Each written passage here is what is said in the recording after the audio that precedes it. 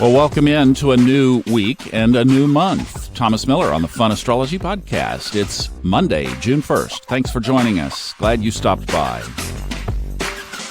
Wow. Goodness sakes. When I titled this podcast the Fun Astrology Podcast, my intention was to try to make astrology light and fun on a daily basis. I didn't know we were going to be doing this. But if you looked at this historically in a wide context, and you had doubts or questions or suspicions about the relevancy of astrology in a historic context, you'd have a real hard time arguing against it. What we are watching is astrology in action. We are building toward a lunar eclipse. We just started a moon wobble. We have key squares all through the chart all this week. If you like breaking news, you're going to be happy this week, probably, is my guess. And actually, that's one of the main points I wanted to make today. Okay, first of all, let me revert you back to the very last podcast, the one before this, which was released on Saturday morning, because I walked through basically all of the key energies leading up to the eclipse on Friday.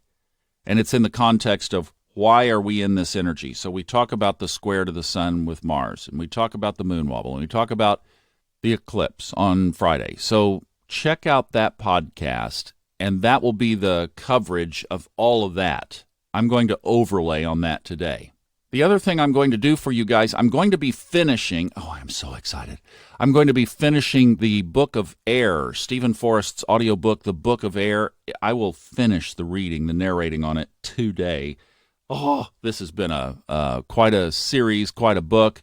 And I'm so excited to, you remember Bob Seger? This dates me for sure, but go back to the 1980s. He wrote a song called "Roll Me Away." It's kind of, it is my post 50 kind of memorial song. He talks about being tired of his own voice and getting on his bike and just heading out. Well, I'm kind of feel like that. I'm just tired of my own voice. I don't own a motorcycle, but hitting the road, After I finish the Book of Air, I am going to do a video recording, kind of like I did back on my birthday last fall, and it will be free, and I will put it on the website, soulfoodtalks.com, and it will be available as a free download there for you, and I will walk through these big major things that are coming up. But here's the big overarching context that I want to put to this. And this is why I really don't get into predictive so much astrology. I mean, we knew that the conjoining of Saturn and Pluto in Saturn's home sign of Capricorn, which had not happened since the year 1518, was going to shake something up. It did then, it did now. The last time before that was 1284. That was a big shake-up. End of an entire era, a phase of history, and then began, ultimately, the Renaissance, which people said was still, historians say, it was the best time to be on the planet. So we are in that early phase, obviously, of this big major change. So we knew that those activations, those energies were there to be activated. But I think as far as what happens from here to there is also up to one thing that is not on the chart, and that is human consciousness. The chart gives us plenty of energetic latitude for us to make our choices. And I think what we're seeing played out on the stage and the drama of planet Earth right now are some of those choices. Could that shift? Could that change? Yes, absolutely it could. But it also surfs on the concept of energy. I narrated an audiobook for Fred Dodson called Levels of Energy, and this was what the book was all about. High energy or low energy. And right now we are sure seeing low energy. So that's one of the biggest issues, is how to collectively shift the energy that's going on right now.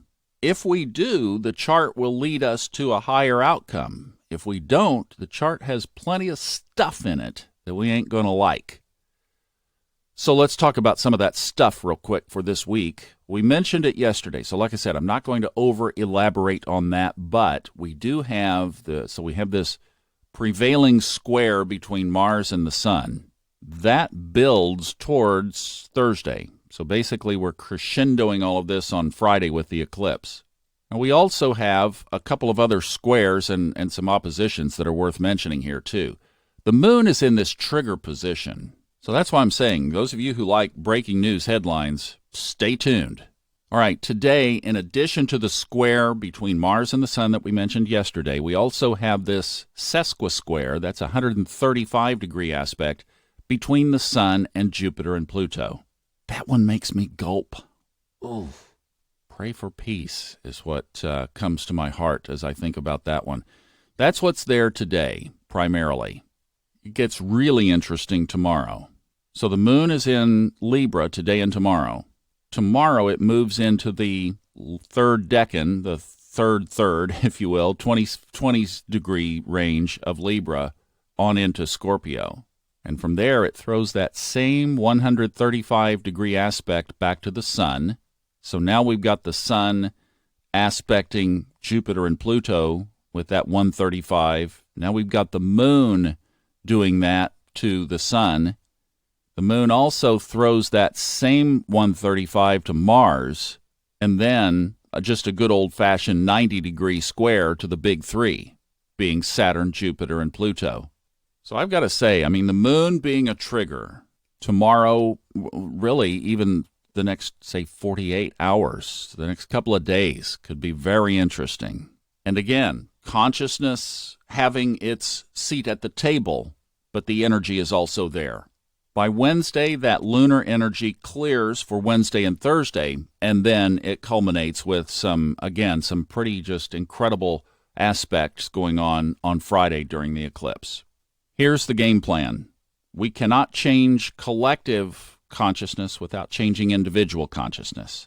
So let's start this new month and this new week by changing our own and focusing on our own individual consciousness. I think this is a time to focus on sending love into the world. So if you are super frustrated with these situations, the politics, a particular politician, a political party, what all has happened, the debt, the virus, all that stuff, put it aside is my challenge.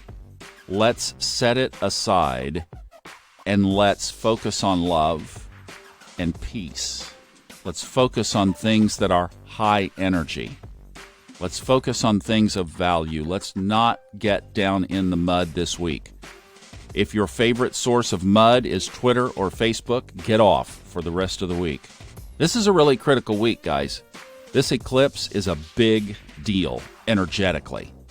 So let's get on the side of love. That's the thing that we can control. The other thing is to set the fear aside, and that's where maybe not watching so much of the headlines this week would be a really good game plan. All right. We have choice, so let's choose love. And I love you, and I will see you tomorrow on the Fun Astrology Podcast. Thanks for being here.